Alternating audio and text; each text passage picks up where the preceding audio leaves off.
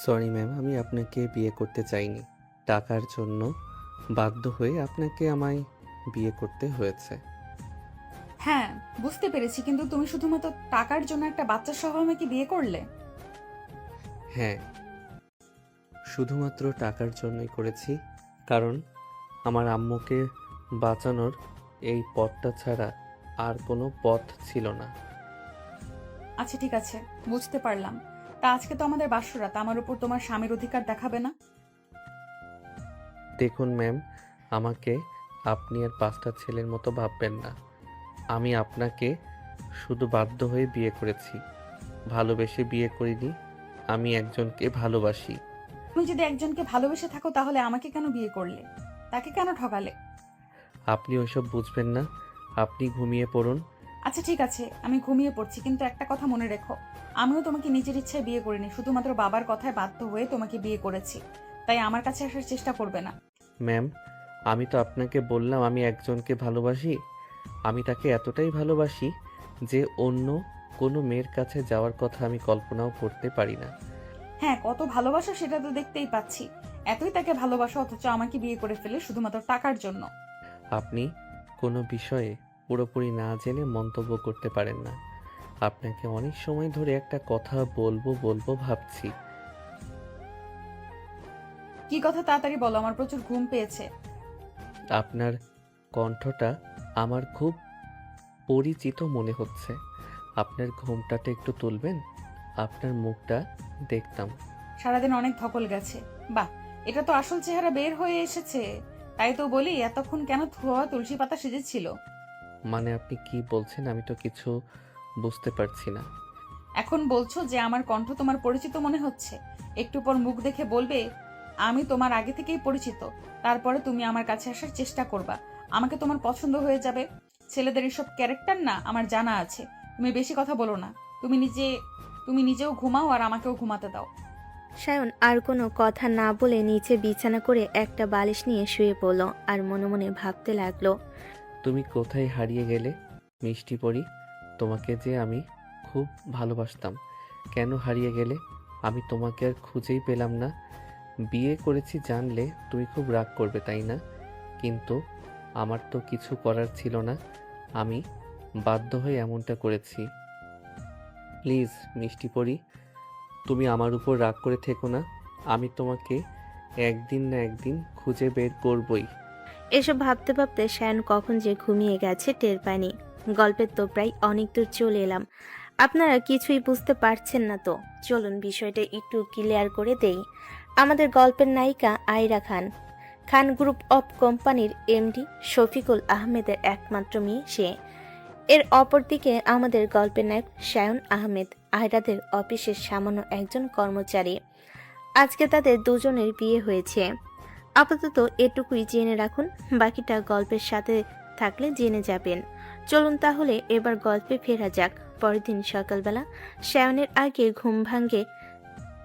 শায়ন ঘুমের থেকে উঠে ফ্রেশ হয়ে গিয়ে নিচে দেখে আয়রার আম্মুর সাথে পিছিয়ে একটা ছেলে খেলা করছে। শায়নকে নিচে নামতে দেখে আয়রার আম্মুর কাছ থেকে দৌড়ে শায়ানের কাছে এসে ওকে জড়িয়ে ধরে বলতে লাগলো। নতুন বাবার নতুন বাবা, তুমি চলে এসেছো, খুব ভালো হয়েছে। চলো চলো, আমার সাথে তুমি খেলা করবে।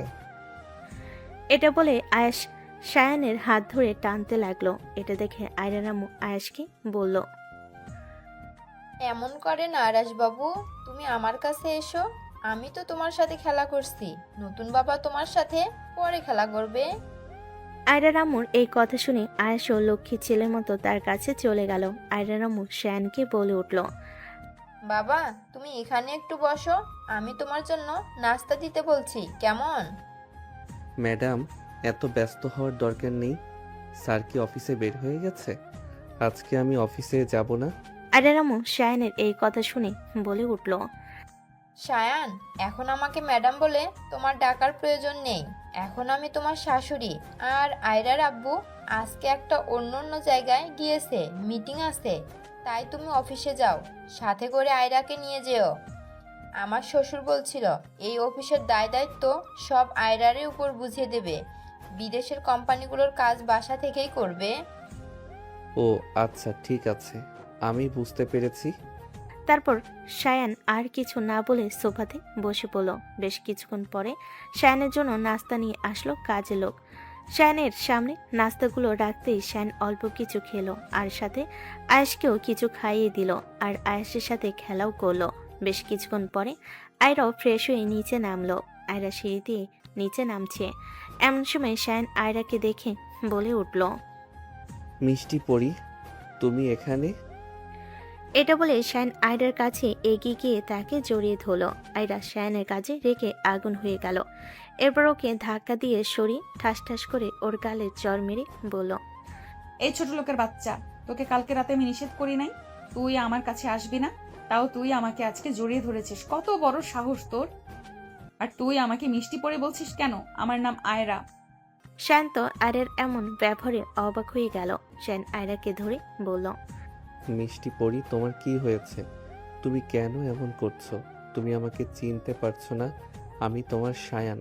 তুমি আমাকে এত ভালোবাসো, তাও তুমি আমার গায়ে হাত তুললে আজকে?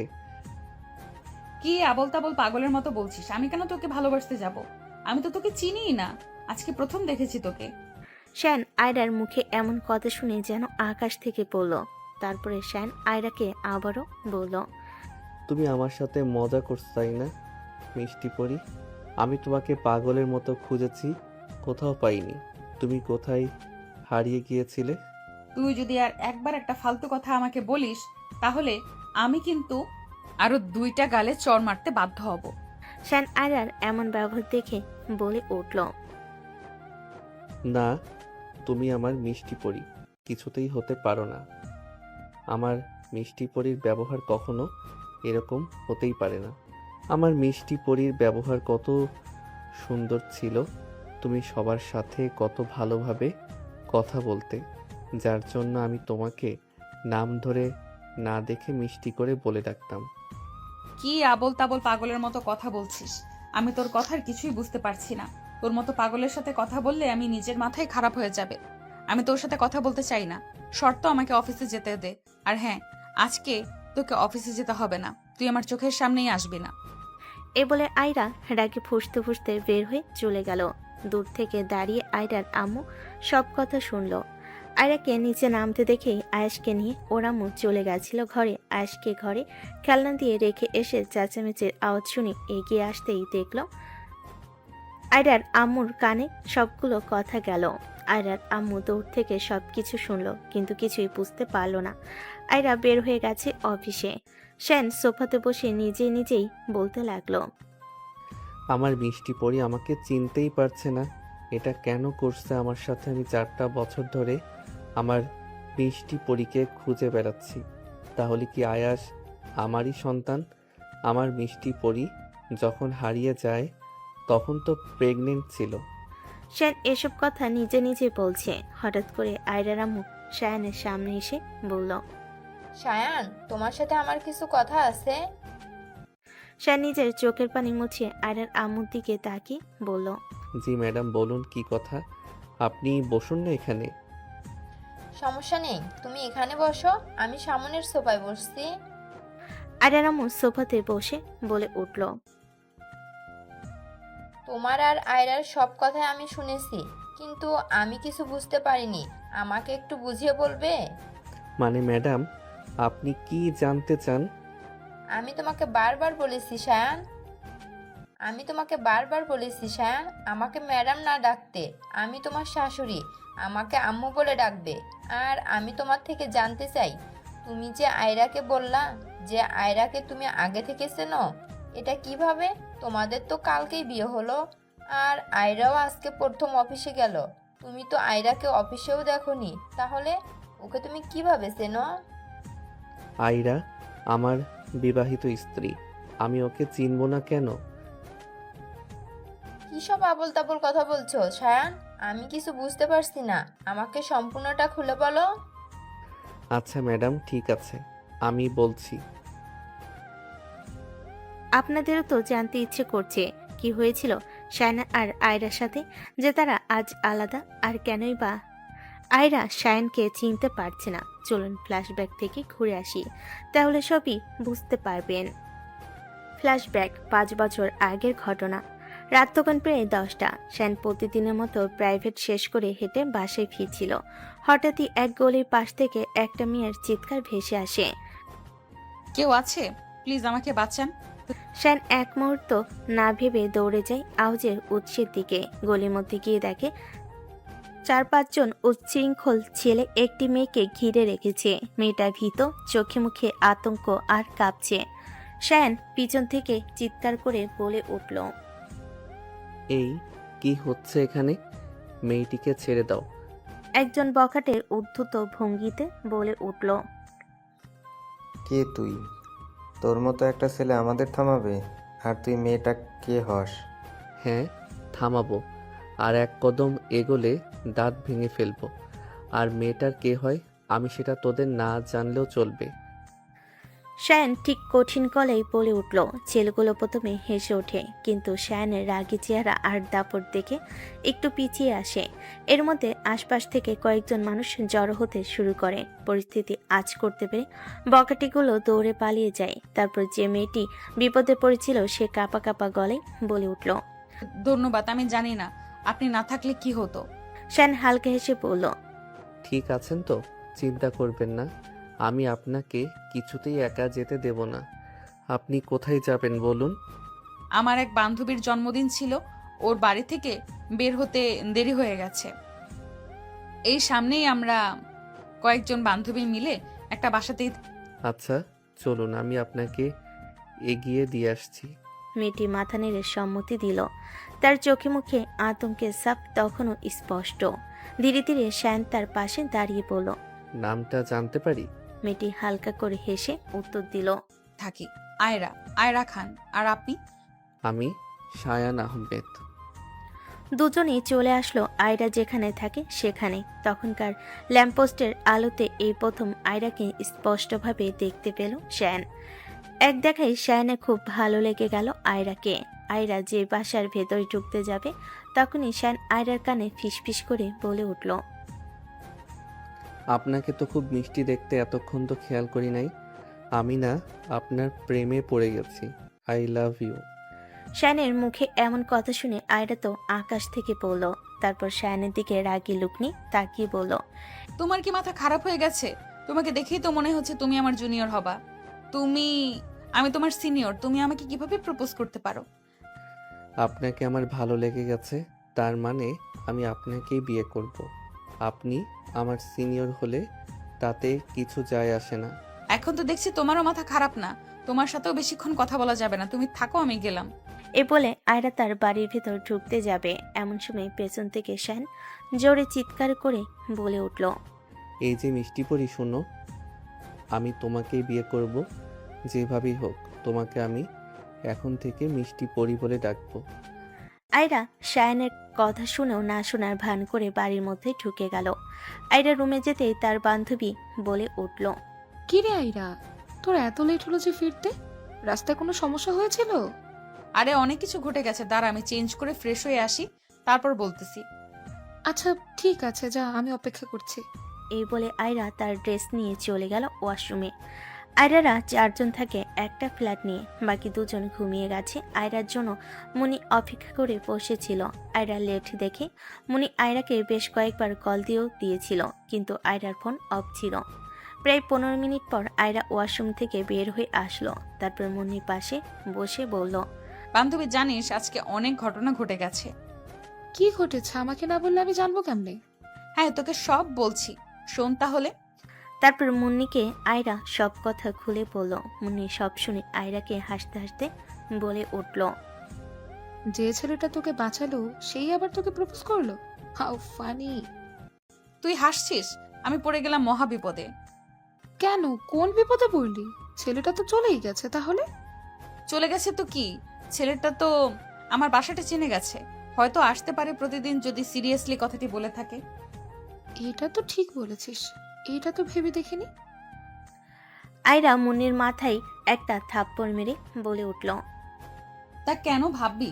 তোর মাথায় তো গোবর ভরা, সব সময় খালি ভাবিস কিভাবে খাওয়া যায়, তারপর কোনো বুদ্ধি কাজে লাগাতে পারিস না। এজন্য তো মোটা হচ্ছিস দিন দিন। আয়রা এমন কথা শুনে মুন্নি মুখ ফুলিয়ে বলে উঠল। তুই আমাকে এত বড় কথা বলতে পারলি? যা, তোর সাথে আমি কথাই বলবো না। তোর যা ইচ্ছে তাই করে নে। আরে বান্ধবী, আমি তো মজা করেছি, তুই সিরিয়াস ভাবে নিস কেন? রাগ করিস না প্লিজ, একটা আইডিয়া দে না, কি করব এখন? আয়রা বুঝতে পারল যে মুন্নি অভিমান করেছে, তাই আয়রা কান ধরে বলে উঠল। কি আর করবি, বাসা চেঞ্জ করতে হবে। কালকে বাড়িওয়ালার সাথে কথা বলবো, দেখি এই বাসাটা ছেড়ে আশেপাশে কোথাও নেওয়া যায় কিনা। মুন্নির কথা শুনে আয়রা খুশি হয়ে ওকে জড়িয়ে ধরে বলে উঠল।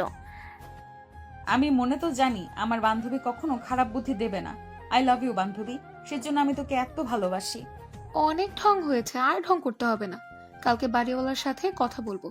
যদি বাসা চেঞ্জ করি তাহলে অনেক কাজ আছে, তারপরে তো আবার কলেজেও যেতে হবে নাকি। যা, তাড়াতাড়ি ঘুমিয়ে পড়। শায়ন বাড়ি ফিরে কলিং বেল দিতেই ওর আম্মু সে দরজা খুলে বলতে লাগলো। কি রে বাবা, তোর আজকে ফিরতে এত দেরি হলো যে? আর বলো না আম্মু, রাস্তায় একটু সমস্যা হয়েছিল আর কি। শায়নের মুখে এমন কথা শুনে ওর আম্মু চিন্তায় পড়ে গেল। তাড়াতাড়ি শায়নকে বলে উঠল। কি হয়েছিল রাস্তায়? তোর কোনো ক্ষতি হয়েছে নাকি? আরে না আম্মু, আমার তেমন কিছু হয়নি। তুমি তাড়াতাড়ি টেবিলে খাবার দাও, ক্ষুধা লাগছে। আমি ফ্রেশ হয়ে খেতে আসছি। আচ্ছা ঠিক আছে, আমি খাবার রেডি করছি। এই বলে শায়ন চলে গেল উপরে। ফ্রেশ হয়ে নিচে এসে খাওয়া দাওয়া করে আবার রুমে গিয়ে ঘুমিয়ে পড়ল। পরের দিন সকালবেলা আয়রারা সবাই তাদের বাড়িওয়ালার সাথে কথা বলে অন্য বাসা দেখে চলে গেল। বাড়িওয়ালা আয়রাদের পরিচিত থাকায় তেমন কোনো সমস্যা হয়নি। সেই রাতের পর শায়ন প্রতিদিন একবার করে সেই বাসার আশেপাশে ঘোরাঘুরি করত। মনে মনে আশা করত যদি আর একবার সেই মিষ্টি পরীটাকে দেখতে পায়। দিন দিন কেটে গেছে। শায়ন ঠিক করেছে আজ আর অপেক্ষা নয়, আজ ও আয়রার সামনে গিয়ে দাঁড়াবে। শায়ন আয়রার বাড়িওয়ালাকে রিকোয়েস্ট করে আয়রারা কোথায় বাসা নিয়েছে সেটা জেনে নেয়। তারপর মনে মনে বলে, আজ আমি ওকে আবার বলবো আমি সত্যি ওকে ভালোবেসে ফেলেছি। মিষ্টি পরি শুধু নামেই না, ও সত্যি আমার জীবনের সবচেয়ে মিষ্টি অংশ হতে পারে। সন্ধ্যার দিকে শায়ন আয়রার নতুন বাসার সামনে গিয়ে দাঁড়ায়। ঠিক তখনই যে দেখে আয়রা বাসা থেকে বের হচ্ছে। শায়ন দৌড়ে গিয়ে সামনে দাঁড়িয়ে পড়ে। শুনুন মিষ্টি পরি, আমি জানি আপনি রাগ করেছেন, কিন্তু একটুখানি সময় দিবেন প্লিজ। তুমি এখানেও এসেছো? কি পাগল পাড়া ছেলেটা তুমি, এত সাহস কই পেলা? শায়ন হালকা হেসে উত্তর দিল। ভালোবাসা সাহস দেয়, আর আপনি তো আমার সাহসের কারণ। প্লিজ একবার বসে কথা বলুন। আয়রার ভেতরে একটু নরম ভাব দেখা গেল, মুখে সে প্রকাশ করতে পারল না, কিন্তু সে বুঝতে পারছিল ছেলেটার চোখে সত্যি কিছু আছে। দুজনেই কাছের এক কফি শপে বসলো। শায়ন ধীরে ধীরে, আমি সাধারণ একজন ছেলে, পরিবারে আমার মা বাবা ছাড়া কেউ নেই। ছোট থেকেই জীবন আমাকে অনেক কিছু শিখিয়েছে, কিন্তু আপনি আপনি শিখিয়ে দিলেন মনের কোনো কোণায় এখনো কিছু স্বপ্ন বাকি। তোমার কথা শুনে মনে হয় তুমি কবিতা লেখো। শায়ন হাসতে হাসতে বলল। না, শুধু মিষ্টি পরির জন্য মিষ্টি কথা বলি। এই কথা প্রথমবারের মতো আয়রা হেসে ফেল। ঠিক সেই মুহূর্তটাই ছিল শায়নের জীবনের সবচেয়ে প্রিয় মুহূর্ত। তারপর থেকে দুজনের যোগাযোগ শুরু হলো। দিনে দিনে বন্ধুত্ব, আর বন্ধুত্ব থেকে তৈরি হতে লাগলো এক গোপন প্রেম। এভাবেই দেখতে দেখতে কেটে গেল কয়েকটি মাস। কয়েক মাস পর আয়রা তখন শায়নের ভালোবাসায় গভীরতায় হারিয়ে গেছে। অথচ সে জানত সমাজ তাদের দূরত্ব অনেক। একদিকে বড়লোক বাবার একমাত্র মেয়ে, অন্যদিকে শায়ন টিউশনই করে। বলতে গেলে সে এখনো বেকার। তবুও একদিন আয়রা নিজেই বলে বসলো। শায়ান, তুমি যদি রাজি থাকো তাহলে আমরা পালিয়ে বিয়ে করতে পারি। শায়ন আশ্চর্য হয়ে বলল। আয়রা, তুমি কি আমার সঙ্গে সারা জীবন কাটাতে রাজি? তুমি পারবে আমার সাথে সারাটা জীবন কাটাতে? আমি যে তোমাদের মতো অত বড়লোক নই, তোমাকে খুব বেশি একটা সুখে রাখতে পারবো না। নরম গলায় আবার বলল। তোমার চোখে চোখ রাখলেই বুঝি আমি ঠিক জায়গায় আছি। সবই তো বুঝলাম। আমার বাবা মা গ্রামে গেছে, ওনাদের গ্রামে পাঠিয়ে দিয়েছি। আমি এখন আপাতত একাই আছি, পড়াশোনা করছি। আর একটা জবের জন্য চেষ্টা করছি। এখন বাবা মাকে জানানো যাবে, না জানালে তারা বিয়েটা করতে দেবে না। তুমি যদি চাও, এখন বাবা মাকে জানানো যাবে না, জানালে তারা বিয়েটা করতে দেবে না। তুমি যদি চাও আমরা দুজনেই বিয়ে করে রাখতে পারি, তারপরে আমি একটা ভালো জব পেলে তোমাদের বাসায় প্রস্তাব দিব। সেটাই ভালো, কোনো সমস্যা হবে না। তোমার বাবা মাও নেই, আর আমার বাবা মা তো এখানে থাকে না। আমি আমার ফ্রেন্ডদের সাথে থাকি, ওখান থেকে না হয় তোমার সাথে থাকবো। আমরা তো বিয়ে করব, বিবাহিত হলে কেউ কিছু বলতে পারবে না তখন।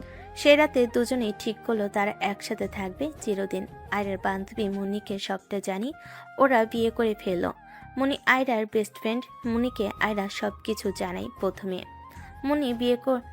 মুনি বিয়ে নিয়ে অমত করলো, পরে শায়ানকে দেখে বুঝতে পেরেছিল শায়ান আসলেই আয়রাকে খুব বেশি ভালোবাসে, তাই আর পরে কিছু বলেনি। তাদের বিয়ে হলো একেবারে গোপনে। আয়রা চলে আসলো শায়ানের বাসায়। আজকে শায়ানের বাসর রাত, রাত প্রায় 12টা। দুজন খাওয়া দাওয়া করে রুমে এসে দরজাটা লাগিয়ে দিল। তারপর শায়ান আয়রার কাছে গিয়ে বলে উঠল, আমার মিষ্টি পরিটা এখন আমার বউ। আমার যে কি আনন্দ লাগছে, আজকে আমি তোমাকে মন ভরে আদর করব। যা দুষ্টু, এসব কি কথা বলতে লজ্জা করে না? লজ্জা পেলে আর বাসর করব কিভাবে বলো গো? এসো তোমাকে আদর করি। শায়ান এটা বলে এক টান দিয়ে তার ঠোঁটের সাথে আয়রার ঠোঁট মিলিয়ে দিল। তারপর আয়রাকে বিছানায় ফেলে ওর গালে ঘাড়ি কপালে কিস করতে লাগলো। শায়ান আয়রার গায়ের জামা কাপড় সব খুলে ফেলো। আয়রা তো লজ্জে শেষ হয়ে গেছে, শায়ানের দিকে তাকাতেই পারছে না। শায়ানের বেশি কিছু না বলে শুধু বলে উঠল, কান্না করার জন্য রেডি হও, আজ সারা রাত আদর করব তোমাকে, নো ছাড়াছাড়ি। এই বলে শায়ান আয়রাকে আদর করা শুরু করলো। আয়রা তো ব্যথায় কান্না করছে, তাও শায়ানকে ছাড়ছে না। এভাবে ওদের বাসরাত কেটে গেল। পরের দিন সকালবেলা উঠে দুজনে ফ্রেশ হয়ে নিল। তারপরে শায়ান চলে গেল চাকরির খোঁজে। একটা কোম্পানিতে ও চাকরি পেয়ে গেল। এভাবেই চলতে লাগলো শায়ান ও আয়রার জীবন। শায়ান ভেবেছিল আরেকটু বেটার চাকরি পেলে তবে আয়রাদের বাসে আর ওর বাসায় জানাবে। এভাবেই দেখতে দেখতে কেটে গেল 6টি মাস। আয়রাও জবে ঢুকেছে। এই মাস 2 হলো। স্বাধীন একা একা থাকতে ভালো লাগে না, প্রতিদিন তো আর ক্লাস করা যায় না। তার জন্য সে জব শুরু করেছে। শায়ান এতে বাধা দেয়নি। এই 6 মাসের মধ্যে দুজনেই বুঝেছিল টাকা স্ট্যাটাস কিছুই না, একে অপরের ভালোবাসে সবচেয়ে বড়। একদিন সকালে আয়রা শায়ানকে এক চমক দিল। তুমি বাবা হতে যাচ্ছ। শায়ান আনন্দে কান্না গলায় বলে উঠল, সত্যি বলছো আমি বাবা? আয়রা হেসে ফেলল, তারপর বলল, হ্যাঁ শায়ান, তুমি বাবা আর আমি হব তোমার ছোট্ট পরিবারের রানী। এই খবর পেয়ে শায়ান তো যেন 7 আসমানে আয়রাকে কপালে একটা কিস করলো। একদিন হঠাৎ করে আয়রা অফিস যাওয়ার পথে বের হলো। তারপর থেকে সে নিখোঁজ। খোঁজাখুঁজি, থানায় অভিযোগ, হাসপাতাল ঘোরা। শায়ান পাগলের মতো খুঁজতে লাগলো, কিন্তু আয়রার কোনো খোঁজ পাওয়া গেল না। শায়ান মুন্নিকেও জিজ্ঞাসা করেছিল, কিন্তু মুন্নি কিছু বলতে পারেনি। দিন গড়াতে গড়াতে মাস থেকে বছর। শায়ান বিশ্বাস করতে পারেনি যে যাকে সে ভালোবেসে বিয়ে করলো, যার সন্তান তার গর্ভে, সে হঠাৎ করে হারিয়ে যাবে। তবে সে হাল ছায়নি। শায়ান মনে মনে বলেছিল। শায়ান নিজের মনে মনে ভাবল, তুমি যদি বেঁচে থাকো আমি একদিন না একদিন তোমায় খুঁজে বের করব, মিষ্টি পরি। ফ্ল্যাশব্যাক শেষ। বর্তমান সময়ে আয়রার মা হতবাক, চোখে পানি এসে গেছে। সে বুঝতে পারছে এখন পুরো সত্যিটা। শায়ান সব কথা খুলে বলার পর আয়রার মা আবেগে চোখে জল ধরে রাখতে পারলেন না। কিছুক্ষণের জন্য চারপাশে যেন নীরবতা নেমে এলো। আয়রার আম্মু চোখ মুছতে মুছতে বলল, শায়ান, তারপরে তুমি কোথায় চলে গিয়েছিলে? আমি তারপরে ওকে খুঁজতে খুঁজতে পাগল হয়ে গেছি। পরে কিছুদিনের জন্য গ্রামে গিয়েছিলাম। গ্রাম থেকে ফেরার সময় আমার ফোনটা হারিয়ে যায়, সিম সহ। আমি আর ওই বাড়িতে থাকতে পারিনি। সেখানে আয়রার স্মৃতি আমাকে সবসময় কুড়ে কুড়ে মারত, তাই আমি অন্য জায়গায় চলে যাই। আচ্ছা ঠিক আছে, এবার বুঝতে পেরেছি এই জন্য তোমার কোনো খোঁজ খবর পাওয়া যায়নি।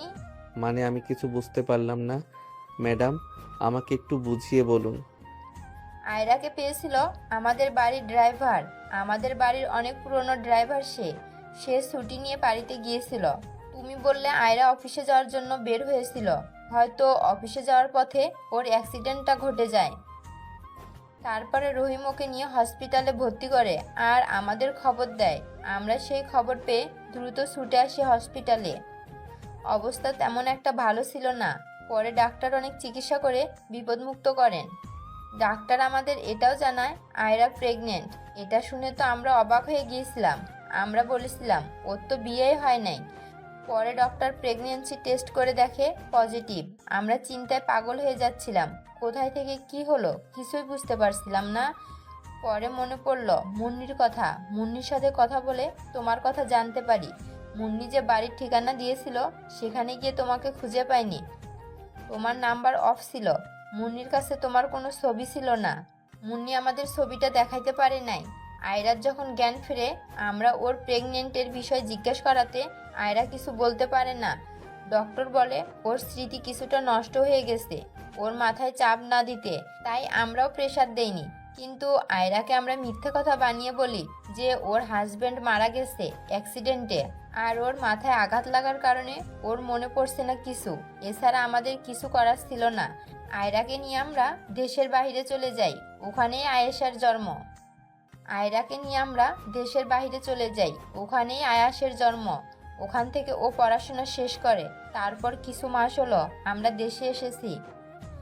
দেশে আসার পরে থেকে ওর বাবা আয়রাকে বিয়ে করার জন্য ছেলে খুঁজছিল। তোমাকে দেখে ওনার পছন্দ হয়ে যায় এবং তোমাকে প্রস্তাব দিয়ে বিয়ে দিয়ে দিল। বাকিটা তো তুমি জানো। শান আয়রার আম্মুর কথা শুনে অবাক হয়ে গেল। এতদিন অপেক্ষা করার পর তার মিষ্টি পরীকে সে ফিরে পেল, তাও এভাবে। এটা ভাবতেই শায়ানের মন খারাপ হয়ে গেল। শায়ানের মন খারাপ দেখে আয়রার আম্মু বলল, সায়ান বাবা, তুমি তো আজ কয়েকটা বছর অনেক কষ্ট করলে আমার মেয়ের জন্য। আর একটু কষ্ট করতে পারবে না?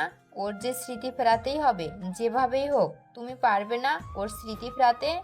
পারবো আমি তো শুধু ওদের ভালোবেসেছি ম্যাডাম। আমি শুধু চেয়েছি একদিন আবার ওদের ফিরে পাবো। আমি জানতাম আমার মিষ্টি পরি একদিন ফিরবেই, কিন্তু সে ফিরেও যেন অচেনা হয়ে গেছে।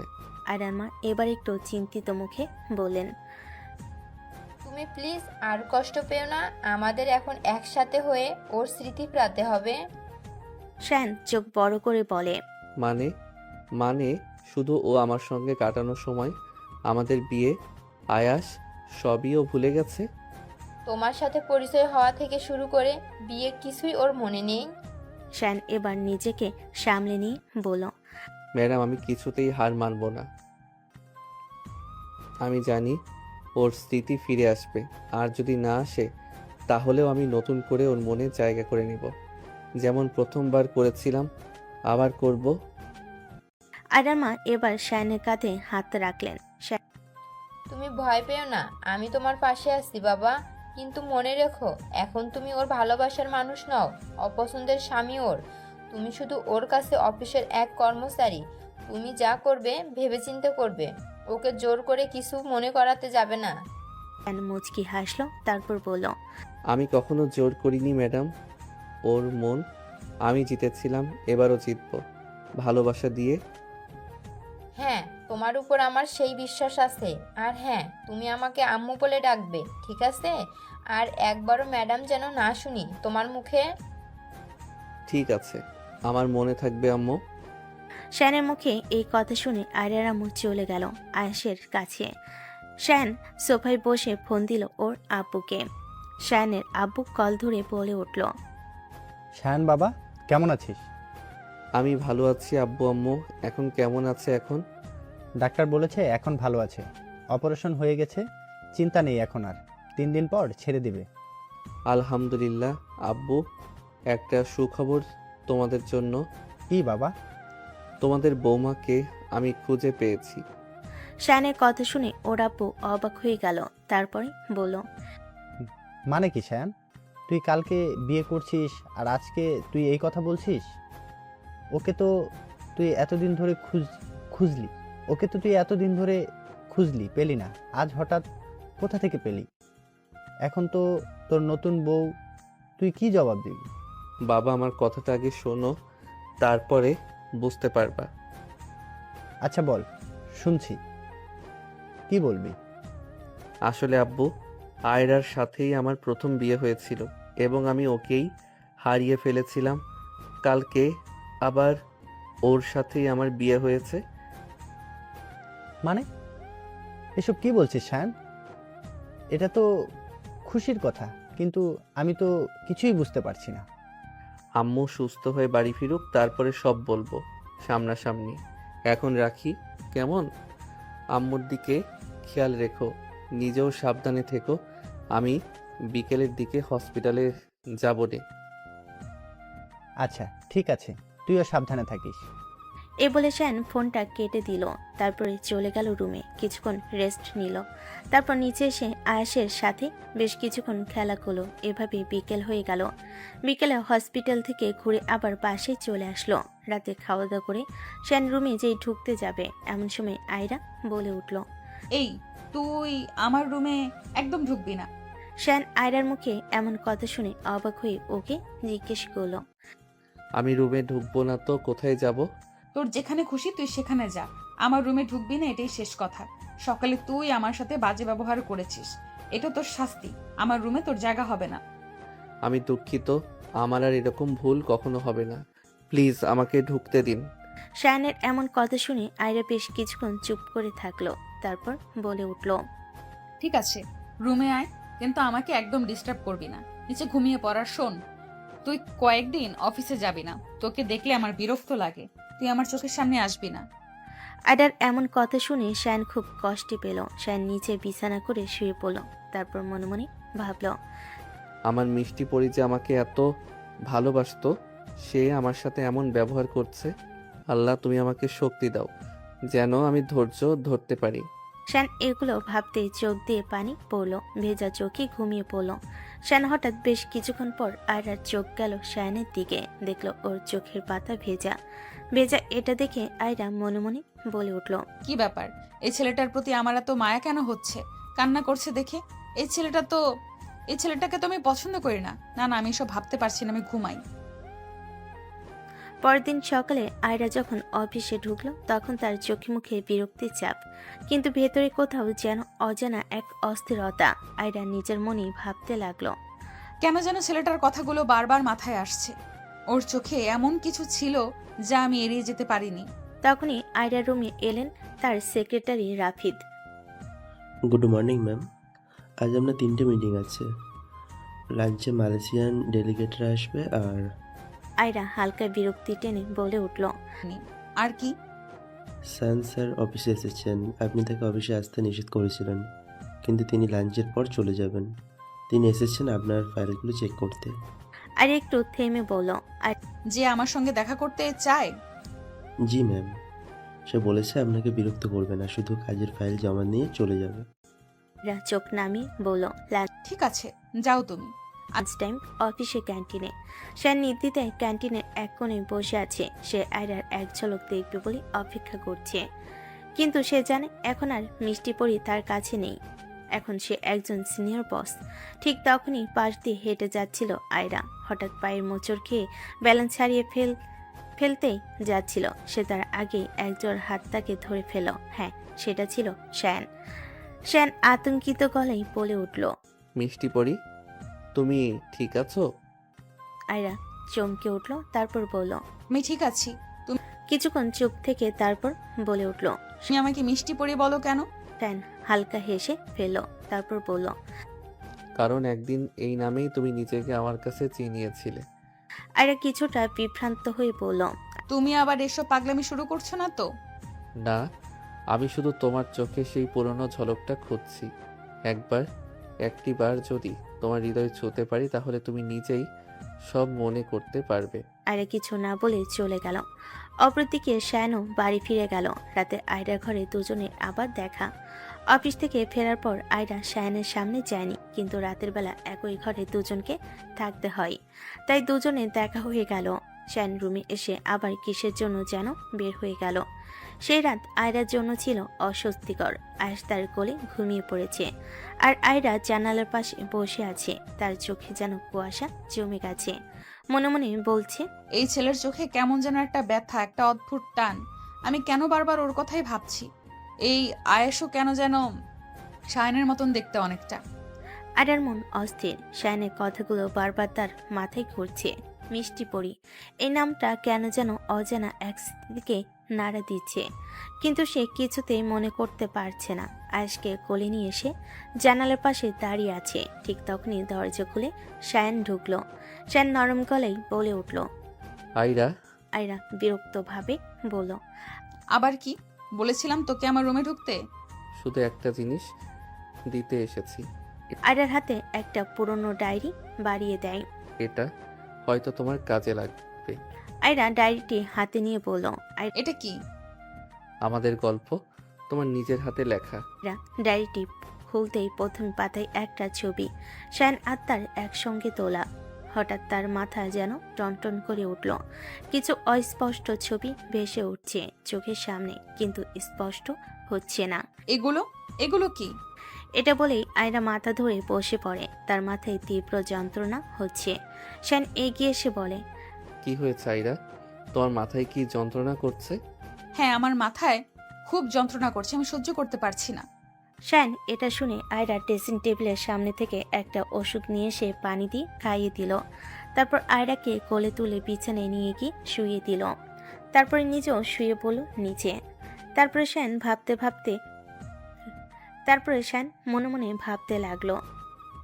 না, এভাবে আয়রাকে প্রেশার দিলে হবে না। ওর ডাক্তারের সাথে আমাকে কথা বলতে হবে। কালকেই যাব আমি আয়রার ডাক্তারের কাছে। দেখি ডাক্তার যদি কোনো উপায় দিতে পারে স্মৃতি ফেরানোর। পরের দিন সকালে শায়ন আয়রার ডাক্তারের অ্যাপয়েন্টমেন্ট নিল। ডাক্তার রায়হান, যিনি আয়রার চিকিৎসা করছিলেন, তিনি শায়নের গল্প শুনে বলেন, আয়রার অ্যামনেসিয়া সাইকোলজিক্যাল ট্রমা থেকে হয়েছে। সে আপনাকে ভুলে যায়নি, শুধু স্মৃতিগুলো তার মাইন্ডে লক হয়ে আছে। আপনি যদি ধৈর্য ধরে তার সাথে সেই মুহূর্তগুলো শেয়ার করেন, তাহলে সে আস্তে আস্তে মনে করতে পারবে, কিন্তু জোর করবেন না। কিন্তু সে তো আমাকে তার রুমেই ঢুকতে দেয় না। তাহলে অন্য উপায় খুঁজুন। যেমন এই ধরুন, আয়রার প্রিয় ফুল সে কলেজে থাকতে এরা পছন্দ করতো, হয়তো এরা তার কিছু মনে করাতে পারে। বেশি প্রেশার দিলে ওর মাথা যন্ত্রণা করে ডাক্তার। সেটা করাটা স্বাভাবিক।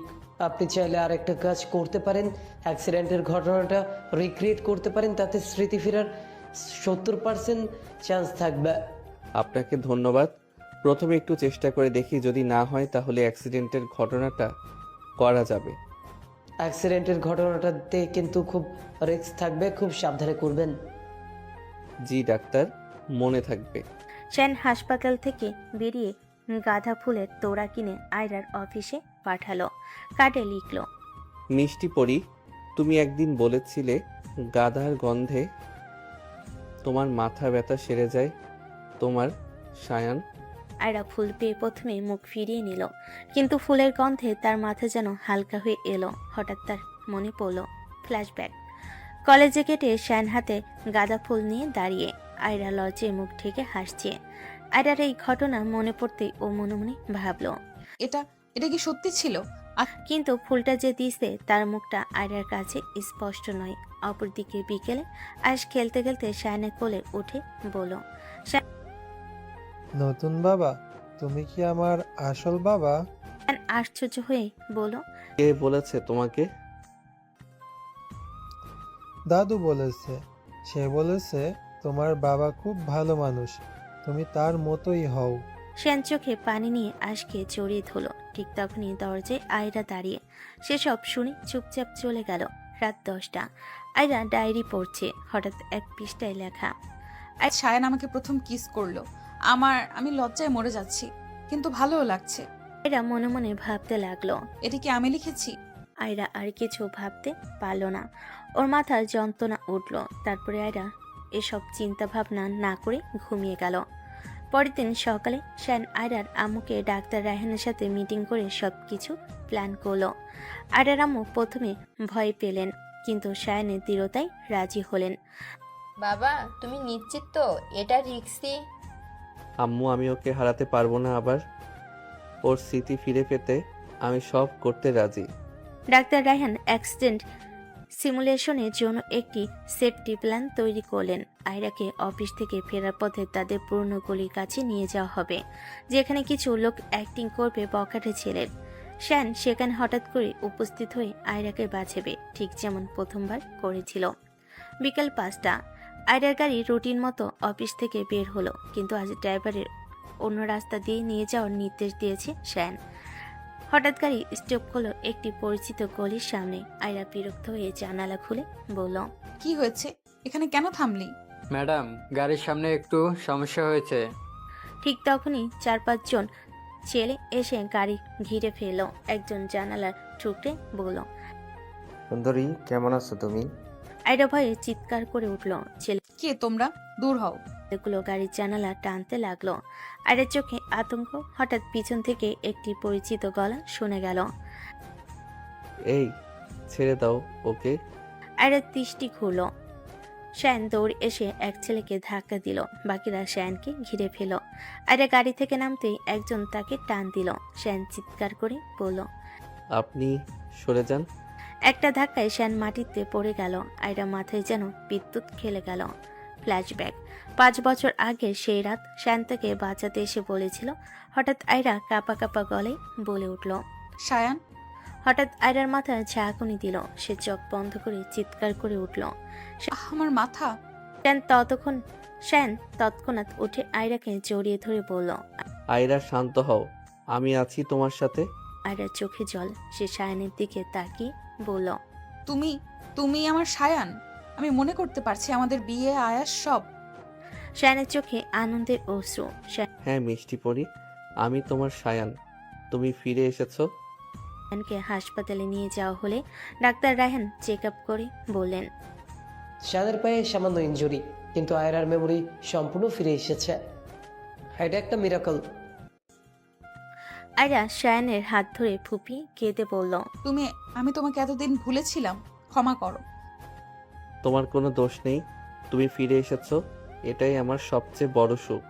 তারপরে সায়ানকে নিয়ে আয়রা চলে গেল তার বাসায়। সবাই খুব খুশি। আয়রার আব্বু আম্মু, সায়ানের আব্বু আম্মু সবাই বাসায় আছে। সায়ানের আব্বু আম্মু গ্রাম থেকে এসেছে। আয়রাদের বাসায় আয়রার স্মৃতি ফিরে এসেছে শুনে আয়রা বাসায় এসে কলিং বেল দিতে ওর আম্মু এসে দরজা খুলে দিল। তারপর আয়রাকে জড়িয়ে ধরে বলল, আমার আয়রা মামুনি কতদিন পরে তোকে হাসি খুশি দেখলাম। আয় ভেতরে আয়। শায়ন বাবা এসো, সাবধানে ভেতরে এসো। তারপরে আয়রা আর শায়ন ভেতরে চলে গেল। আর ভেতরে গিয়ে দেখলো তার শ্বশুর শাশুড়ি বসে আছে। আয়রা শায়নকে ধরে সোফায় বসিয়ে দিল। তারপরে তার শ্বশুর শাশুড়িকে বলে উঠল, আসসালামু আলাইকুম আব্বু আম্মু, আপনারা কেমন আছেন? আয়রার কথায় শায়নের আম্মু বলে উঠল, আসসালামু আলাইকুম। আলহামদুলিল্লাহ ভালো আছি, তুমি কেমন আছো? এসো আমাদের কাছে বসো তো। শায়নের আম্মুর এমন কথা শুনে আয়রা গিয়ে শায়নের আম্মুর পাশে বসলো। তারপর শায়নের আম্মু আয়রার মুখ ধরে বলে উঠল, কি মিষ্টি বৌমা আমার, এই জন্য তো বলি আমার ছেলে এত পাগল কেন। তোমার জন্য কত তোমার কথা বলেছে, কত রাত কান্না করেছে আমার কাছে, বলেছে আম্মু ওকে ফিরিয়ে এনে দাও। আমি পারিনি, আমি তো তোমাকে আজ প্রথম দেখলাম। মাশাআল্লাহ, আমার অনেক পছন্দ হয়েছে তোমাকে। শায়নের আম্মুর কথা শুনে আয়রা কান্না করে দিল। আয়রার কান্না করা দেখে শায়নের আম্মু বলল, দূর পাগলি মেয়ে, কান্না করছিস কেন? আমি কি তোকে খারাপ কিছু বলেছি? সায়ান আমাকে এত ভালোবাসে, আপনারা এত ভালো। আমি এতদিন এত কিছু মিস করেছি। আমার স্মৃতি কেন নষ্ট হয়ে গিয়েছিল, এর জন্য আমার কষ্ট হচ্ছে। না হলে তো এতদিন আমিও সংসার করতাম গুছিয়ে। কষ্ট পাস না মা, আমরা আবার তোদের নতুন করে বিয়ের ব্যবস্থা করব। তারপরে ধুমধাম করে তোকে আমাদের বাসায় নিয়ে যাব, সাথে আমার পিচ্চি দাদু ভাইকেও তো নিয়ে যাব। এখন যা, সায়ানকে নিয়ে রুমে যা, অনেক ধকল গেছে তোদের উপর দিয়ে, একটু গিয়ে রেস্ট নে। আয়রা শায়নের আম্মুর কথা শুনে বেশ লজ্জা পেল। মাথা নিচু করে বসে রইল। তারপরে হাসি মুখে উঠে দাঁড়ালো। শায়নও উঠে দাঁড়ালো, কিন্তু পায়ের ব্যথায় একটু হোঁচট খেলো। আয়রা তৎক্ষণাৎ তার কাঁধে হাত রাখলো। সাবধানে, তোমার পায়ে এখনো ব্যথা আছে। শায়ন মৃদু হেসে আয়রাকে বলল, তুমি থাকলে আমার সব ব্যথা সেরে যাবে মিষ্টি পরি। আয়রা লজ্জায় মুখ ঘুরিয়ে নিল, কিন্তু এবার রাগ করেনি। শায়ানের ডাক শুনে তার বুকটা গরম হয়ে উঠেছিল। দুজনেই ধীরে ধীরে রুমের দিকে এগোতে লাগলো। পেছন থেকে শায়ানের আম্মুর কণ্ঠ শোনা গেল। শায়ানের আম্মু খুশিতে বলে উঠল। দেখো দেখো কত সুন্দর জুটি আমার ছেলে বৌমা। রুমে ঢুকে আয়রা শায়ানকে বিছানায় বসালো, তারপর নিজেও পাশে বসলো। কিছুক্ষণ নিস্তব্ধতা। আয়রা প্রথমে কথা বলল। শান, আমি সত্যি খুব দুঃখিত। শায়ান আয়রার হাত ধরে বলে উঠল। কেন দুঃখিত? তুমি তো কিছুই ভুল করনি। না, আমি ভুল করেছি। আমি তোমাকে চিনতে পারিনি, রাগ করেছি, এমনকি ঘরেও ঢুকতে দেইনি। আমি তোমাকে অনেক কষ্ট দিয়েছি। শায়ান হালকা হাসি দিয়ে বলে উঠল। কিন্তু শেষমেশ তো মনে পড়ে গেছে।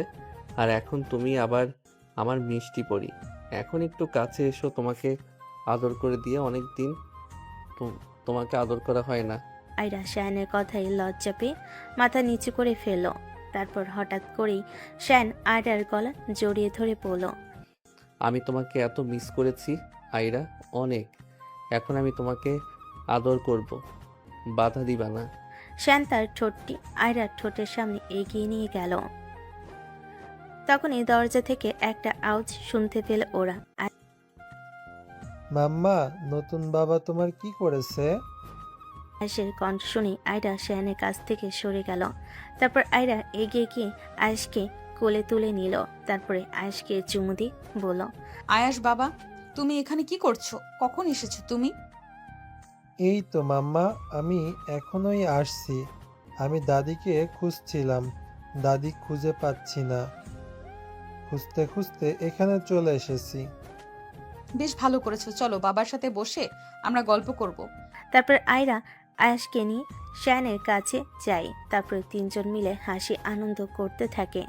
অপরদিকে নিচের ড্রয়িং রুমে বসে সবাই কথা বলছে। শায়ানের আম্মু আয়রার আম্মুকে বলে উঠল। আপা, আমি বলছিলাম কি, সায়নরা তো নিজেরা বিয়ে করেছিল, আমরা তো ছিলাম না। আমরা যদি আবার নতুন করে ওদের বিয়ে দিই, বিষয়টা কেমন হয়? এটা খুব ভালো হবে, আমরাও সেটা ভাবছিলাম, এটাই করব। ওনাদের দুজনের কথার মাঝে আয়রার আব্বু বলে উঠল। তাহলে বিয়ের ব্যবস্থাটা খুব তাড়াতাড়ি করতে হবে। হ্যাঁ, তা তো করতেই হবে, কিন্তু মাসখানেক তো সময় দিবা। আমার মেয়েটা কেবল সুস্থ হলো, জামাইটা একটু অসুস্থ, তাই। তাহলে ওদের তো একটু সময় দিবা। তা তো দিতেই হবে, বিয়ের ব্যবস্থা করতে হবে না। আর আপনারা কিন্তু এখান থেকে এখানেই থাকবেন, আর যেতে দিচ্ছি না। একেবারে বৌমাকে বাড়ি নিয়ে তারপর যাবে। আয়রার আব্বুর এই কথা শুনে শায়ানের আব্বু বলে উঠল। এটা কিভাবে হয় ভাইজান? এটা কখনোই হয় না। আমার আমার ছেলের শ্বশুর বাড়িতে থাকবে, এতে লোকেরা খারাপ বলবে। লোকে যা বলে বলুক, লোকেদের কথা শুনে তা আমাদের কোনো কাজ নেই। আপনাদের আমি থাকতে বলেছি মানে আপনারা থাকবেন। বাড়িটা আমার, লোকেদের নয়। পরের দিন সকালে শায়ান উঠে দেখে আয়রা নেই বিছানায়। সে দ্রুত নিচে নেমে এলো। রান্নাঘরে আয়রাকে দেখে অবাক হয়ে গেল। আয়রা নিজের হাতে নাস্তা বানাচ্ছে। শায়ান হাসতে হাসতে বলল। আয়রা, এ কি দেখছি, আমার মিষ্টি পরি রান্না করছে। তুমি একা একা রান্নাঘরে যেতে ভয় পেতে। যতদিন আমার সাথে ছিলে আমরা একসাথে রান্না করতাম, তো এখন দেখি তুমি সব শিখে গেছো। আয়রা মুখ ভার করে বলল। হ্যাঁ করছি, তুমি কি ভেবেছো আমি কি কিছু শিখতে পারি না? আমি শুধু অফিসের বস হতে জানি। শায়ান পিছন থেকে আয়রাকে জড়িয়ে ধরে বলল। না, আমি জানি তুমি সব পারো। আমার জীবনটাই তুমি বদলে দিয়েছো। এই বলে শায়ান আয়রার গালে একটু টুস করে কিস করে দিল। আয়রা রাগী কণ্ঠে বলে উঠল। এই দুষ্টু ছেলে সব সময় দুষ্টুমি করা, তাই না? আমি কাজ করছি, তুমি দেখতে পাচ্ছ না? তুমি আমার উপর রাগ করছো কেন গো? আমি তো তোমাকে একটু আদর করছিলাম। এই বলে শায়ান মন খারাপ করে ফেল। এটা দেখে আয়রা শায়ানের গালে একটা কিস করে বলে উঠল। এবার থেকে কখনো হারাবে না তো শায়ান? কখনো ছেড়ে যাব না, প্রমিস। ড্রয়িং রুম থেকে শায়ানের আম্মুর কণ্ঠ শোনা গেল। শায়ানের আম্মু বলল। এই যে নাস্তা ঠান্ডা হয়ে যাবে, তাড়াতাড়ি এদিকে আয়। সবাই মিলে হাসতে হাসতে নাস্তা সারল। আয়াস শায়ানের কোলে উঠে বলল। বাবা তুমি কি এবার আমাদের সাথে থাকবে? শায়ান আয়াসকে কোলে নিয়ে ওর গালে একটা চুমু দিয়ে বলল। হ্যাঁ বাবা, এবার থেকে সব সময়। তারপরে শায়ান আয়াসের সাথে খেলা করতে লাগলো। ড্রয়িং রুমে গিয়ে আয়রার বাবা চলে গেলেন অফিসে, সাথে করে শায়ানের বাবাকেও নিয়ে গেলেন, কারণ উনি বাসে একা থেকে কি করবে। অপরদিকে আয়রার আম্মু আর শায়ানের আম্মু মিলে গল্প করছে। আয়রা ওদের গল্পের মাঝে বলে উঠল। আচ্ছা আম্মা, আপনার ছেলে সবচেয়ে বেশি কি দেখে ভয় পায়? শায়ানের আম্মু আয়রার এমন কথা শুনে অবাক হয়ে গেল। তিনি আয়রাকে প্রশ্ন করলেন। কেন রে মা, হঠাৎ এই কথা জানতে চাইছিস কেন? আগে আপনি বলেন, তারপর আমি বাকিটা বলছি। কি সায়ান তো খুব বেশি ভূতে ভয় পায়। বলেন আম্মা, এত বড় ছেলে ভূতে ভয় পায়? হ্যাঁ, ছোটবেলাতে ওকে ভয় দেখিয়ে দেখিয়ে খাওয়াতে হতো, খেতে চাইতো না। আমি ভূতের ভয় দেখাতাম, যদিও না খাবার খায় তাহলে ভূত ওকে তুলে নিয়ে যাবে। ছোট থেকে শুনে শুনে ওর মনে ভয় ঢুকে গেছে, এখন পর্যন্ত এই ভয়টা কাটাতে পারেনি।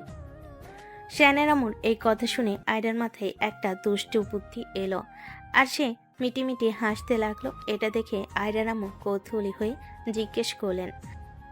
কি বুদ্ধি আসছে মাথায় আয়রা? ওই হাসি দেখে তো মনে হচ্ছে সায়ানের কিছু হতে যাচ্ছে। আয়রা দুষ্টামি হাসি হেসে বলল। আম্মু কিছু না, শুধু একটা ছোট্ট খেলা খেলবো আপনার জামাইয়ের সাথে। ও আমাকে এত জ্বালায় সব সময়, আমি একটু শোধ তুলবো না তা কি হয়? শায়ানের আম্মু একটু চিন্তিত হয়ে বলেন। উমা, তুই ওকে বেশি ঝামেলায় ফেলিস না বৌমা, ওর পা এখনো ভালো হয়নি। আয়রা শায়ানের আম্মুর হাত ধরে আদর করে বলল। চিন্তা করবেন না আম্মু, আমি ওর ক্ষতি করব না, শুধু একটু মজা করব। শায়ানের আম্মু ও আয়রার আম্মু দুজনেই হেসে উঠলেন। আয়রার আম্মু বললেন। দেখ আমার মেয়েকে, বিয়ের পর প্রথমবারের মতো আগের মতো চঞ্চলতা ফিরে পেয়েছে। ইতিমধ্যে ড্রয়িং রুমে শায়ান আয়াসকে নিয়ে বসে আছে। আয়াস তার নতুন বাবার গল্প শুনতে চাইছে। তুমি কি সত্যি সত্যি সুপার হিরো? তুমি আম্মাকে বাঁচালে? আয়াস বিস্ময় ভরা চোখে বলল। আয়াস হেসে ওকে কোলে টেনে নিল, তারপর বলল। না বাবা, আমি সুপার হিরো নই। আমি তোমার মাম্মাকে খুব ভালোবাসি, তাই ওকে রক্ষা করেছি। যে কেউ তার ভালোবাসার মানুষকে রক্ষা করতে এগিয়ে আসে। তুমি কি আমাকেও ভালোবাসো বাবা? শায়ানের চোখ ভিজে উঠল, তারপর সে বলল। আয়াস, তুমি আমার জীবনের সবচেয়ে বড় উপহার।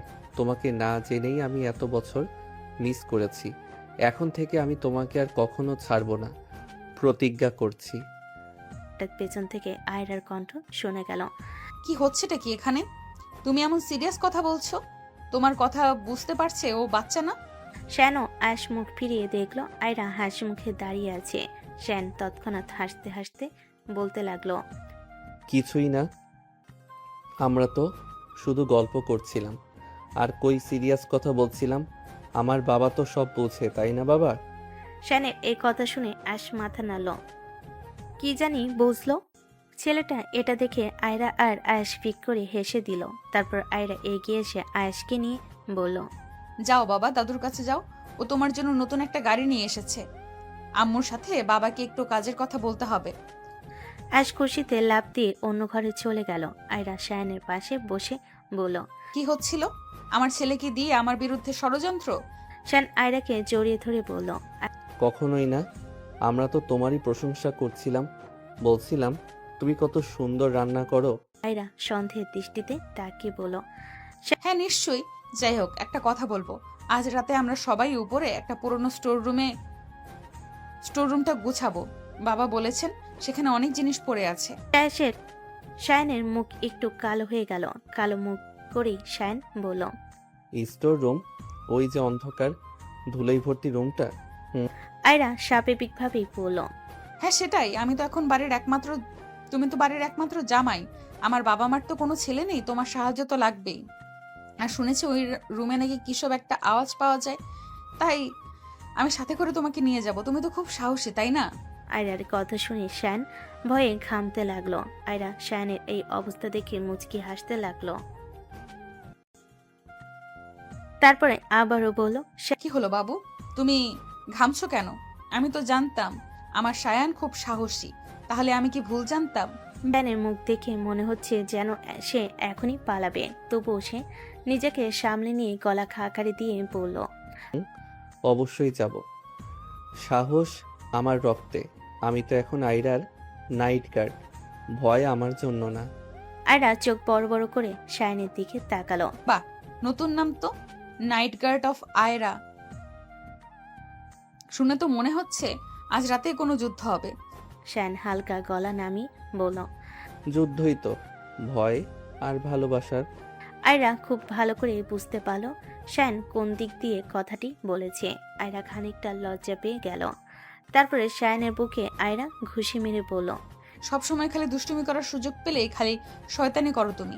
যাও, তোমার সাথে আমি থাকবোই না, নিচে গেলাম। এ বলে আয়রা চলে গেল নিচে।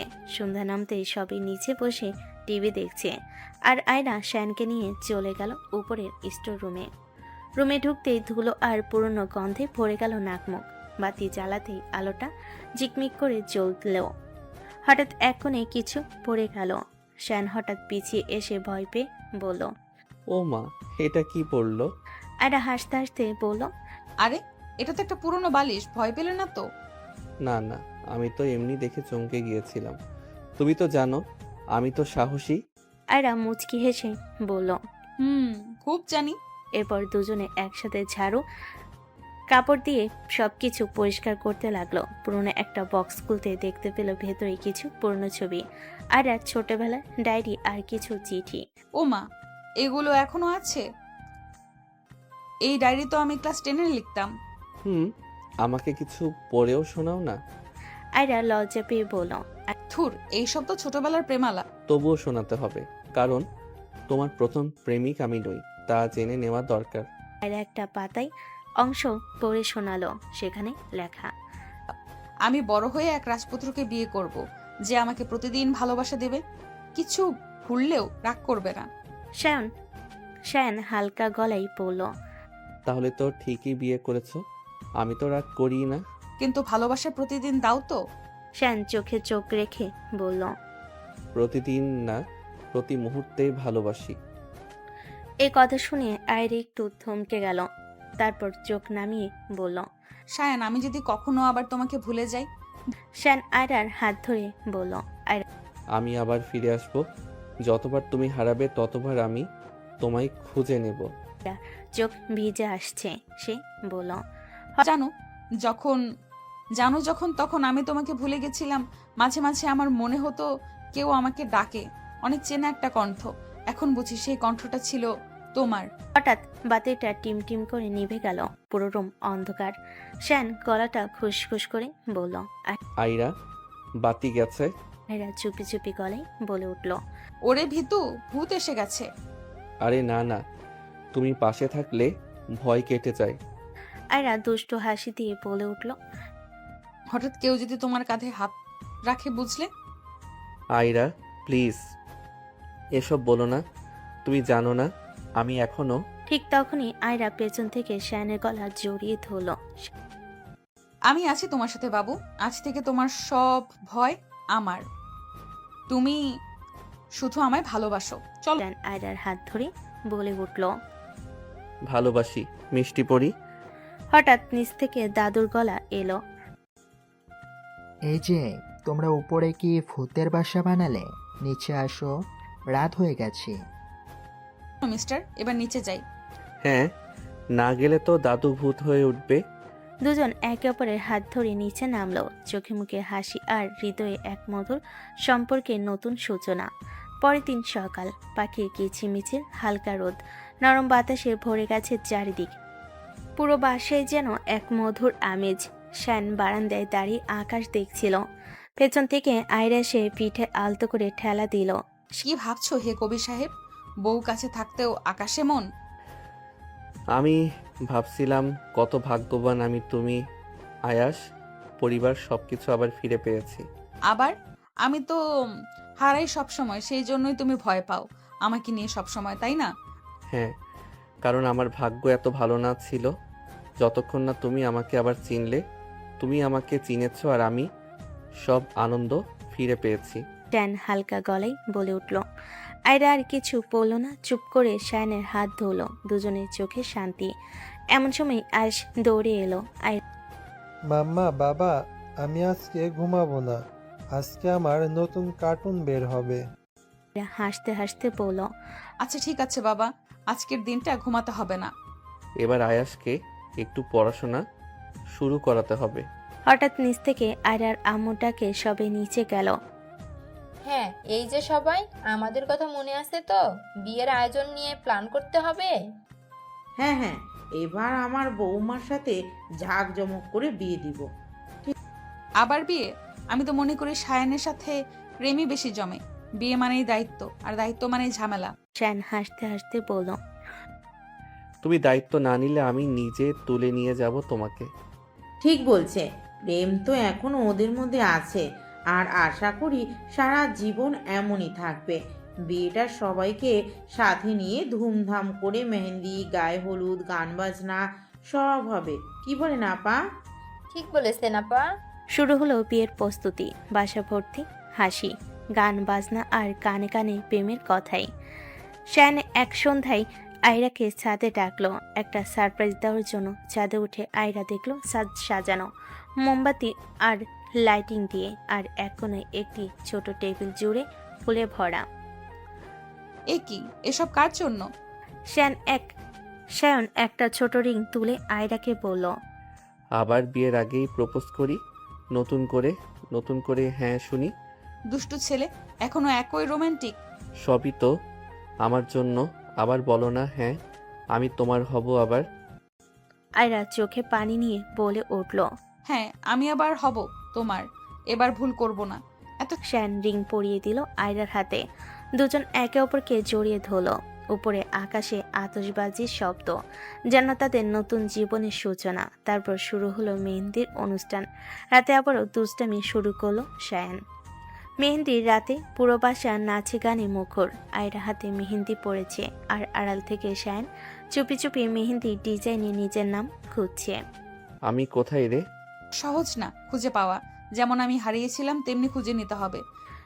শায়ান ঠোঁটের কোণে হাসি রেখে বলল, খুঁজতে জানি বলেই তো ফিরে পেয়েছি তোমায়। আয়রার গাল লাল হয়ে উঠল। পাশ থেকে শায়ানের আম্মু বলেন, এই দুজন তো আলাদা হয়ই না। সায়ন বাবা, এখানে সব মেয়ে, তুমি এখান থেকে যাও। আমার বউকে না দেখে ভালো লাগছিল না, তাই চলে এসেছি। শায়ানের মুখে এমন কথা শুনে আয়রা চোখ বড় বড় করে ওর দিকে তাকিয়ে ফিসফিস করে বলে উঠল, তুমি এত ঠোঁটকাটা হলে কেমনে সায়ান? এখানে বড়রা সবাই আছে। আয়রার কথা শুনে সবাই হা হা করে হাসতে লাগলো। এভাবেই হাসি আনন্দের মধ্য দিয়ে শেষ হলো আয়রার মেহেদি অনুষ্ঠান। বিয়ের দিন আয়রা লাল শাড়ি পরে দাঁড়িয়ে আছে আয়নার সামনে, চোখে জল মুখে হাসি। পেছন থেকে আয়রার আম্মু এসে বললেন, মা, আজকের দিনটা তোর জীবনের সবচেয়ে সুন্দর দিন। নতুন করে শুরু কর। নতুন করে? কিন্তু সেই পুরনো মানুষটার সাথেই আমার সায়ান। শায়ানো ব্ল্যাক শেরওয়ানি পরে আয়নার সামনে দাঁড়িয়ে বলল, আমি আজ আবার সেই রাতে ফিরছি যেদিন প্রথম তোমায় চেয়েছিলাম। দুজন আবার পাশাপাশি বসলো। এবার পরিবার, বন্ধু আর ছোট আয়াসের সামনে দাঁড়িয়ে। আয়াস ফিস করে বলল, মাম্মা বাবা, তোমাদের দুজনকে তো খুব সুন্দর লাগছে। আমাকেও নাও তোমাদের কাছে। এ বাবা, তুমি তো আসবেই, আমাদের কাছে এসো। এই বলে আয়রা আয়াসকে কোলেন করে তাদের মাঝখানে বসিয়ে দিল। শায়ান আয়াসের গালে একটা চুমু খেয়ে বলল, এই তো, এটা আমার লক্ষ্মী বাবা। কাজী সাহেব সব কাগজপত্র ঠিকঠাক করে শায়ানের উদ্দেশ্যে বলে উঠল, বাবা, তুমি এই বিয়েতে রাজি থাকলে বলো আলহামদুলিল্লাহ। কাজীর কথা মতো শায়ান 1 সেকেন্ডের মধ্যে বলে উঠল, আলহামদুলিল্লাহ, কবুল। কাজী সাহেব এইবার সেম ভাবে আয়রাকেও বলল। আয়রা বেশ কিছুক্ষণ সময় নিয়ে বলে উঠল, আলহামদুলিল্লাহ, কবুল। ওদের দুজনের বিয়ে পড়ানো শেষে কাজী তার টাকা নিয়ে চলে গেল। তারপরে আয়রার বান্ধবী সাইমা এসে বলতে লাগলো, বান্ধবী, তোরই কপাল, একজন ভালোবাসার মানুষকে দুইবার বিয়ে করতে পারলি। আর আমরা এখনো সিঙ্গেল থেকে গেলাম। সাইমার কথা শুনে আয়রা একটু মুচকি হাসি দিয়ে তারপর বলল, চিন্তা করিস না বান্ধবী, এবার তোর পালা, তোর বিয়ের ব্যবস্থা করছি দাঁড়া। আচ্ছা, তুই কি মুন্নির কোনো খবর রাখিস? হ্যাঁ, মুন্নির সাথে তো মাঝে মাঝে কথা হয়। ওই হারামি ওটাও বিয়ে করেছে, এক বাচ্চার মাও হয়েছে জানিস? কি বলিস? এত কিছু হয়ে গেল। হ্যাঁ, মুন্নিও মা হয়ে গেছে, তুইও মা হয়ে গেছিস। এখন আমি শুধু বিয়ে করা বাকি আছে। চিন্তা করিস না, সেটা খুব তাড়াতাড়ি হয়ে যাবে। ওদের দুজনের কথার মাঝেই আয়রার আম্মু আয়রাকে বলল, কি রে, তোরা দুজন কি কথাই বলে যাবি? তোর বান্ধবী খাবে না? তোরাও চলে আয়, খাওয়া দাওয়া করে নে, তারপরে তোরা রুমে চলে যা। কালকে আবার অনেক ধকল আসছে, কালকে অনেক লোকজন আসবে। কালকের দিনটা কেটে গেলে পরশু তো তোরা ওই বাসায় চলে যাবি। তারপরে তিনজনে মিলে গিয়ে খাওয়া দাওয়া করে নিল। খাওয়া দাওয়া শেষে সাইমা বাসায় চলে গেল। আয়রার আম্মু আর শায়নের আম্মু মিলে সব গোছগাছ করে রেখে আয়েশকে নিয়ে চলে গেল রুমে। অপরদিকে আয়রা আর শায়ন চলে গেল ছাদে। ছাদে গিয়ে আয়রা শায়নের হাত ধরে বলে উঠল, এবার প্রমিস করো আর হারাবে না। প্রমিস করছি তোমাকে ছেড়ে আর কখনো কোথাও যাব না, তোমাকে হারাতেও দিব না। শক্ত করে তোমাকে জড়িয়ে ধরে রাখবো। তুমি আমার মিষ্টি বউ, তোমাকে ছেড়ে আমি থাকতে পারি না। তুমি বুঝি সেটা জানো না?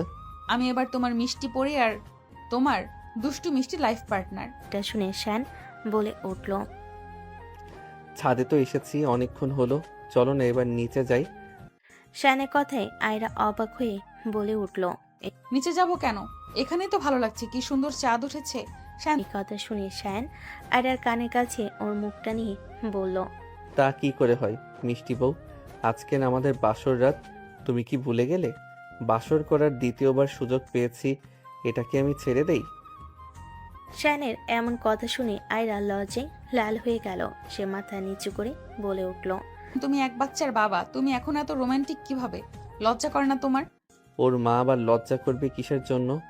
আমি তো আমার বউকে বলছি, অন্য কাউকে তো বলছি না। তোমার সাথে আমি কথাই পারবো না। শায়ন হুট করে আয়রাকে কোলে তুলে নিল। আয়রা এটা দেখে বলে উঠল, এ কি করছো, কি করছো? তাড়াতাড়ি আমাকে নামাও, পড়ে যাবো তো। আমি কি আমার মিষ্টি পইটাকে ফেলতে পারি? তুমি আমাকে এতটুকু বিশ্বাস করতে পারো না? আমি এখন তোমাকে ছাড়বো না, একদম রুমে গিয়ে নামাবো। এ বলে শায়ন আয়রাকে কোলে করে নিয়ে রুমের দিকে রওনা হলো। তারপর রুমে গিয়ে আয়রাকে বিছানায় নামিয়ে দিয়ে এসে দরজাটা বন্ধ করে দিল। তারপরে আয়রার পাশে বসে আয়রাকে বলল, তোমাকে দেখতে কিন্তু আজকে খুব হট লাগছে। শায়ন একদম দুষ্টুমি করবে না কিন্তু, বেশি হয়ে যাচ্ছে। আজকে রাতে বেশি বাড়াবাড়ি করব না তো কবে করব? আমি আর নিজেকে কন্ট্রোল করতে পারছি না। কাছে এসো, তোমাকে আদর করব। আদর করার পারমিশন দিতে পারি, কিন্তু আমাকে বেশি ব্যথা দেওয়া যাবে না বলে দিলাম। তোমাকে ব্যথা না দিলে কি আর আদর করলে মজা পাবে তুমি? আজকের দিনটা একটু কষ্ট সহ্য করে নাও না। সবসময় তুমি আমাকে ইমোশনাল ব্ল্যাকমেল করো। ঠিক আছে, নাও, আদর করো। এই তো, তুমি আমার লক্ষ্মী বউ। তারপরে শায়ন আয়রাকে ধরে লিপ কিস করতে লাগলো। প্রায় 10 মিনিট ধরে লিপ কিস করার পর বিছানায় ফেলে দিয়ে ঘাড়ে গলায় বিভিন্ন জায়গায় কিস করতে লাগলো। আর শায়নের দুহাত দিয়ে আয়রার ওই দুইটা টিপতে লাগলো। বেশ কিছুক্ষণ এভাবে যাওয়ার পর শায়ন আয়রার শাড়ি খুলে ফেল। তারপর আয়রাকে বলল, মিষ্টি পরি, জানো তোমাকে এভাবে দেখতেও খুব একটা মন্দ লাগে না। প্রতিদিন আমার সামনে এভাবে থাকবে, ঠিক আছে? ড্রেস পরার দরকার নেই। শায়ান, তোমার মাথা খারাপ হয়ে গেছে? আয়াস আমাদের সাথে থাকবে, ছোটবেলা থেকে এগুলো দেখে বড় হবে নাকি? ও আচ্ছা, সরি, ভুলেই তো গেছিলাম। যাই হোক, আবার চলো, তোমাকে আসল আদরটা করি। ব্যথা সহ্য করার জন্য তৈরি তো? তুমি তো আমার সিনিয়র মিষ্টি বউ, তোমার সহ্য ক্ষমতাটা তো একটু বেশিই হবে, তাই না? হ্যাঁ, তা তো আছেই। বেশ, ঠিক আছে, সেটা এখনই দেখা যাবে। এই বলে শায়ন আয়রাকে আদর করতে লাগলো। আয়রা হঠাৎ বলে উঠল, শায়ান প্লিজ আমাকে ছেড়ে দাও, আমি আর পারছি না। শায়ন আয়রাকে আদর করতে করতেই উত্তর দিল, ও মা, সিনিয়র বউ, তুমি না বললে তোমার ধৈর্য ক্ষমতা বেশি? এইটুকুতে এমন করছো? আজকে সারা রাত তোমাকে ছাড়ছি না। এমন করলে আমি তো মরেই যাব। আরে মরবা না, আমি আছি তো। আমাকে এখন আদর করতে তাও ডিস্টার্ব করো না। আচ্ছা ঠিক আছে, ডিস্টার্ব করব না, কিন্তু একটু আস্তে করো। আস্তে আস্তে করলে আর আমাদের আয়েশের বোন আসবে না যে। এখনই আয়েশের বোন আনার চিন্তা করছো তুমি? হ্যাঁ তাই করছি। এবার চুপ করো, আদর করতে দাও। তারপর আর কি শায়ান আরও ভালোভাবে আদর করতে লাগলো আর আয়রা সেটা উপভোগ করতে লাগলো। এই যে আপনারা আর কিসের জন্য অপেক্ষা করছেন, ওরা আদর করতে থাকুক ওদের মতো করে। আমরা এবার বিদায় নিই, কারোর পার্সোনাল জিনিস শুনতে নেই, এটা জানেন না আপনারা। আজকের গল্পটা এখানেই শেষ করছি। আর হ্যাঁ, গল্পটি কেমন হয়েছে অবশ্যই কমেন্টে জানাতে কিন্তু ভুলবেন না। আজকে এখানেই বিদায় নিচ্ছি, আবারও দেখা হবে অন্য কোনো গল্পে। সে পর্যন্ত সুস্থ থাকবেন, ভালো থাকবেন। আল্লাহ হাফেজ।